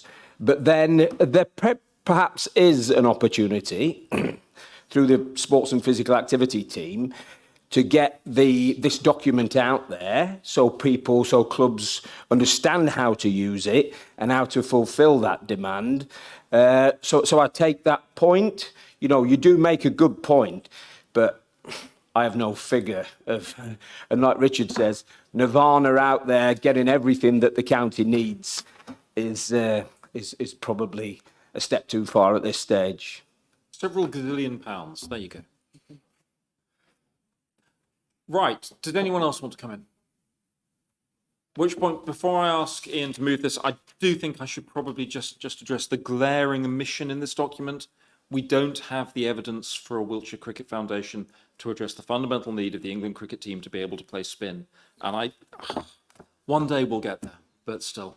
I knew there was something irritating you about this. Thank you for finally getting there. Okay, so the recommendation is that we approve the Wiltshire playing pitch strategy. Thank you. I second that. All in favour? Thank you. We then move on to the last item on our agenda, which is the library strategy. Ian, over to you again. I do enjoy today. In July last year, the LGA Peer Challenge recommended that we have a strategy. So whereas in the past, the last item we were renewing a strategy, we didn't have one before in this. So that our library service could continue to innovate and adapt and to meet the future needs of people living, working and studying in Wiltshire. And I think I'll come back to the point here. Just because we didn't have a strategy did not mean we were not doing the right things. I think we well and truly have been doing the right things, but I'll come back to that. The LGA made the Peer Challenge made 6 key recommendations. Firstly, that within this strategy, we needed to articulate our vision, and to do that through engagement with stakeholders, to identify the core offer, and within that to consider staffing capacity, our delivery means, increasing the means of connections with partners and volunteers. That we needed to review and build on the success of our current mixed model of delivery, and by that I mean our library buildings as community assets, our online and digital provision, and the outreach services that even down to home delivery to individual houses where there is a need. To embed the voice of communities within this, to ensure the value and purpose is clearly stated, that these are essentially, it is a library first and foremost that then also delivers community support, information, signposting, etc. But then following from that, that everybody within the council and elsewhere should, when they're thinking of how to get messages out, how to deliver things, think library first in that. Probably almost none of that is new to us. As I said earlier, we're probably already doing it, but it serves to properly express that and encapsulate it. And to be able to adapt to the changing circumstances, needs and technologies. And every now and then I have somebody said, don't know why you need libraries, you know, in the digital era. I don't read a book anymore. Well, actually, go visit any of our libraries, and I think you'll be convinced quite the opposite in that. I've talked about the wider purpose of the council and communities. I would summarise our library service as already well-established, well-run, well-motivated, and entirely moving in what it does in the right direction, and that essentially it needs to keep what it's doing as efficiently as possible, to improve its use of technology and in terms of efficiency and outreach and so on, and make itself yet more useful to delivering the rest of the council's business plan in that. Where did I get to? The principal risk in all of this lies in our staff capacity and budgets in that. And I know, I think I can predict an inevitable question from the back row over there in this. What will it cost? Well, the equation's turned the other way round in that. And that is, this is a scalable strategy that will work within the allocated resources. So as those change, so this is within its scalability can change. So rather than taking a fixed objective of X number of libraries, Y number of staff, Z number of services, etc., the whole thing is scalable. In terms of consultation, there was no requirement for us to formally consult on it. But actually, I would say we'd probably gone completely the other direction in terms of engagement. and I congratulate Rebecca in how she's managed and conducted all of that engagement, a huge volume of that. Talking to external partners, to library staff, volunteers, all the users, and in particular non-library users, to find out what it is, why they're non-library users. That's all fed into this. When we get there and when you finally say, yes, I hope in a few minutes to this, then the document that you will have spent your weekend looking at will actually be revitalized with a few more graphics and made public to everybody. So I commend it to you as a very comprehensive, effective statement of probably what we've already been doing and will continue to do. So I'm open to questions. Thank you. Does anyone from Cabinet have any questions or comments for Ian? Tamara. Thank you, Ian. Just to say, in response to the don't know why we need libraries, which I think was a little tongue-in-cheek, at the weekend, I wanted to highlight that somebody posted on the local social media group, where can I get one of those thermal imaging cameras? And I was able to say, Wiltshire libraries have them, and able to point them to the press release where there were 4 of our libraries across the estate that have the thermal imaging cameras. And I think given the many of our houses were, very drafty at the weekend, that was very welcome. Thank you. I respond to that. It was a very genuine question from a very aged pensioner actually made the point to me, but responded. But thank you for highlighting that, because I talked about it in a generality of supporting the rest of the council's objectives. But one of the beauties of having the public health portfolio under me is that within that set of portfolios, we've got public health and libraries and communities working very, very closely. And a number of initiatives have come out of the public health evidence base and their expertise, and with some pump priming funding from public health to put those watches and health monitors and those cameras, etc. in. And my favourite radio interview recently was with Dorset Radio, in essentially asking, why hasn't Dorset got this? Why haven't we got it in Dorset? I said, well, just give us a call and we'll give you some good ideas, but it's got to be your council, your officers. Thank you. Anything else from Cabinet? I'm just reading through. I was hoping to see reference to Lego Club and the Egg Chair and budget consultation spaces, not to mention the fact that I think one of the personal great uses for a library is a chance for me to pop into pretty much any of our towns and check on my emails, whether I've got mobile signal or not. So I think it's a really good document. I think it highlights what we're doing. It highlights the Clearly you read it before you got into the playing pitch strategy. No, I read it. I read it sequentially. Yes, okay. Let's not go back to the playing pitch strategy, but yes. So no, I mean, I think this is great. Jane. Yes, I do just want to say something, and it's pertinent to the previous paper as well, which is to thank you and Dave Redfern and all of his team for all the work you now do with the One Council approach with adult social care. It's really very much appreciated. And David, it's lovely to see you at our adult social care transformation meetings. It really does underline for me how we view One Council approach, and that we really maximise the outcomes from all of our assets, and libraries and leisure centres are very much part of what we do together. Thank you. Jerry.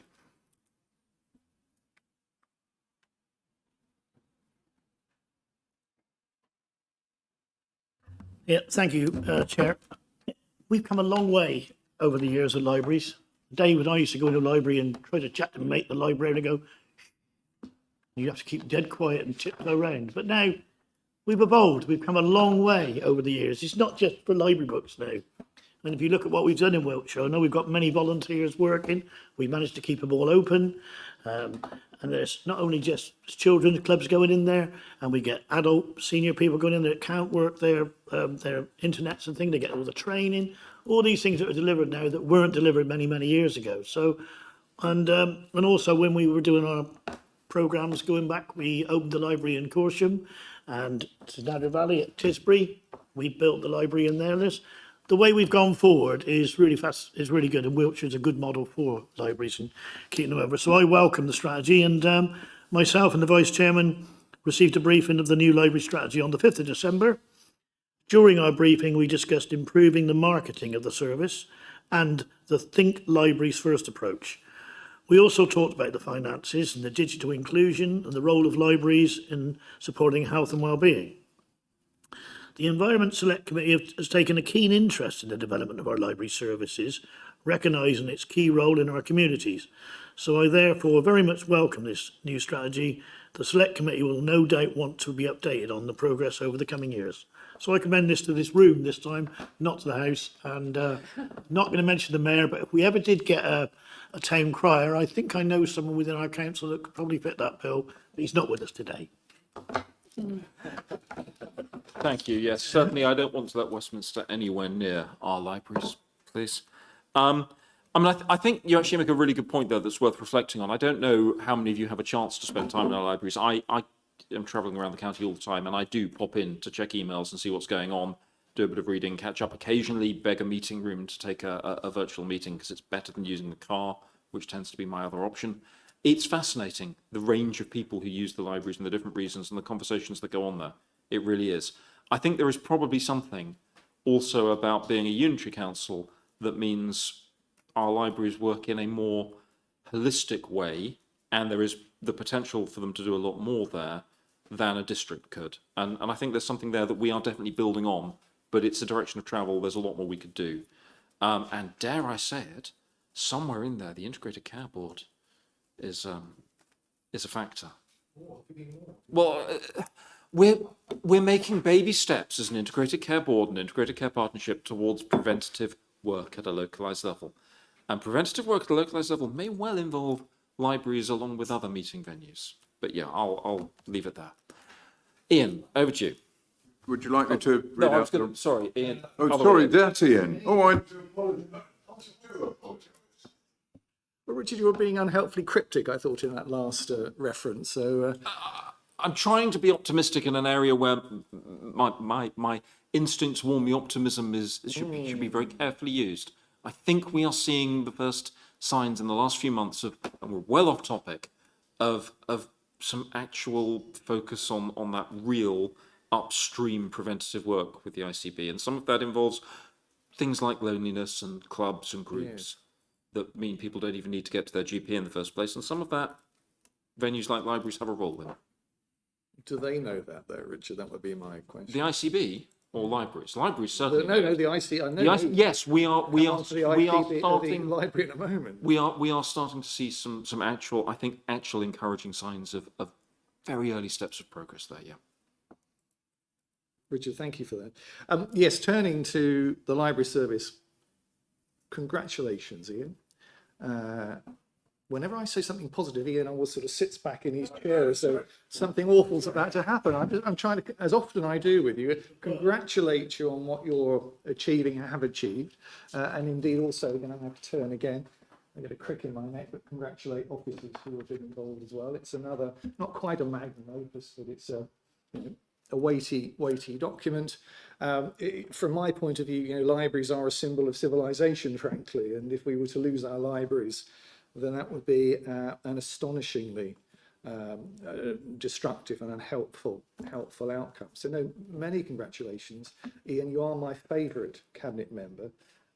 Ashley sadly was. I know, Ashley, I'm very sorry, but my admiration has now shifted to Councillor Blair Pilling, based on performance and output, obviously.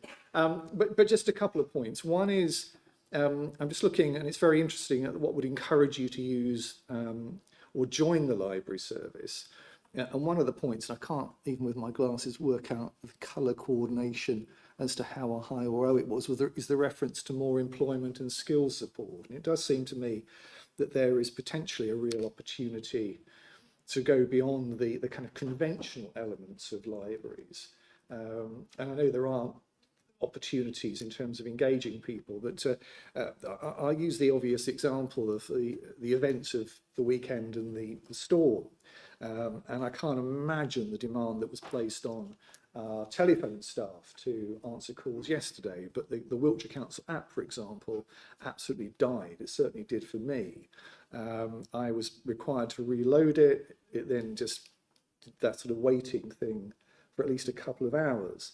And it does seem to me that if I could have gone into my library, which is the one port of call, the one, if you like, front desk of Wiltshire Council in most communities, to report in this case, a tree down in somebody's garden, a Wiltshire Council tree, I'll just add, which had slammed down into somebody's garden. That would have made, or somebody else could have reported it, that would have made life a little bit easier. So I'm just wondering if there are other services. It's not an easy one to answer now because I understand the implications around training and technology, but it just seems to me that there could be, even building on your success, genuinely so, opportunities around social policy, around employment and skills, and around engaging with Wiltshire Council that libraries could play an even more active and proactive part in. Thank you. Short answer is yes. Okay. The slightly longer answer is, but you have to be practical about the implementation and don't do anything unless you're doing it well and properly.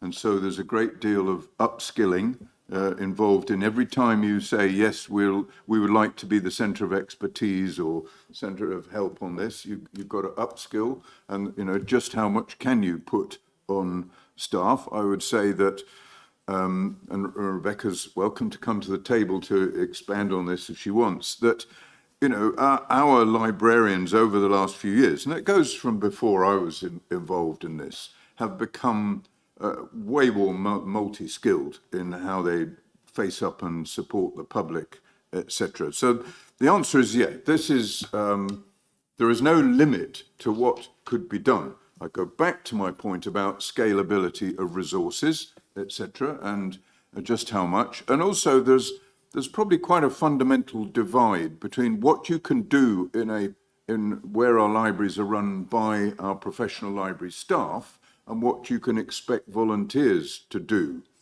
And I'd be very wary of jumping to say, well, let's do more in our big libraries at the cost of closing those volunteer libraries. No, thank you. It's a blended mix that is working very well, and we want to expand the functionality of it, but we have to be conscious of resources and capabilities. Did you want to add any more, Rebecca?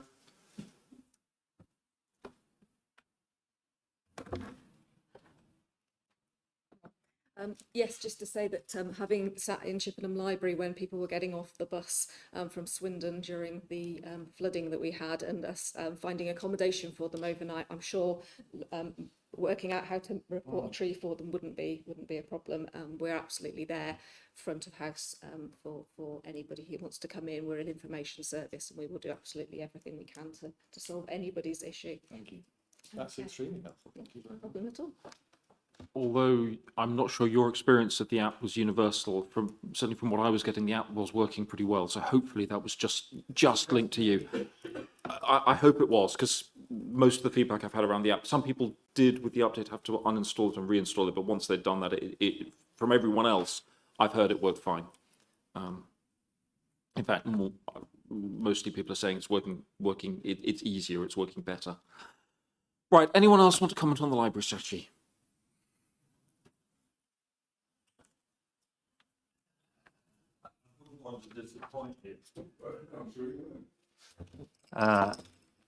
Thank you. Again, as with Ian Thorne, I'm a fan of the library service and a fan of everything that they're doing. I make the same point. I read it, paragraph 24. I'm delighted to hear that you're delivering this within the budget. But what is the budget? What are the financial assumptions underpinning this? This document would be better if you just spelled that out, is my comment. Next time we write it, I'll bear that in mind. Thank you. Thank you. Anyone else?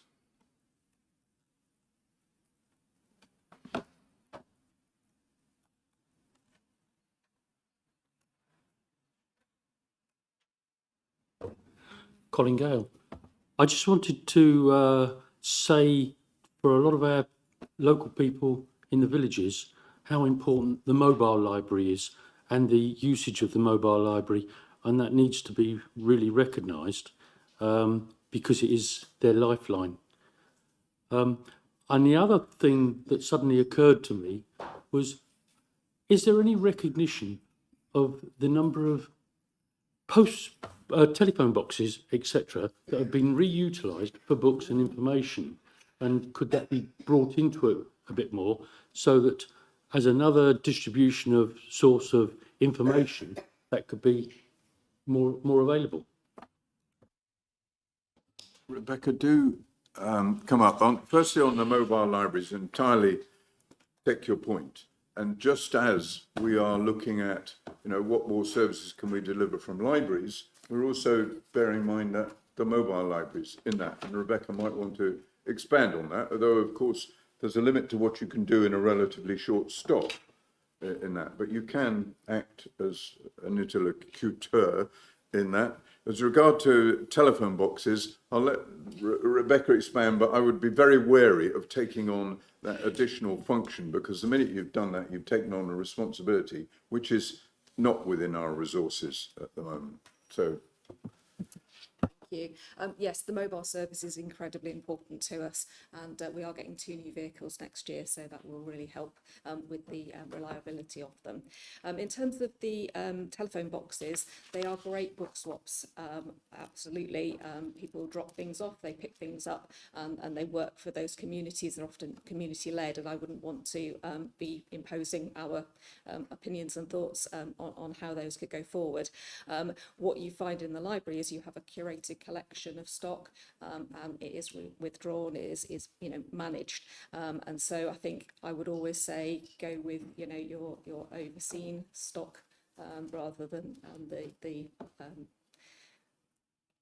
a book swap approach. However, if there are communities who have no access to books, then obviously we can look at putting in mobile stops as alternatives. And we've also got the home library service, which is for people who can't get to the library, so we will actually come to your home with books and deliver them to you. So we've got lots of options out there to make sure that everybody who needs books in the county have them. And you also get intriguing displays downstairs on banned books, which prompted lots of discussion during the budget consultation as to which books we felt should be banned because of inability to be read in an enjoyable fashion, for example. So yeah, it was quite a fascinating conversation. I do digress massively. Thank you. Were there any other comments anyone wanted to make?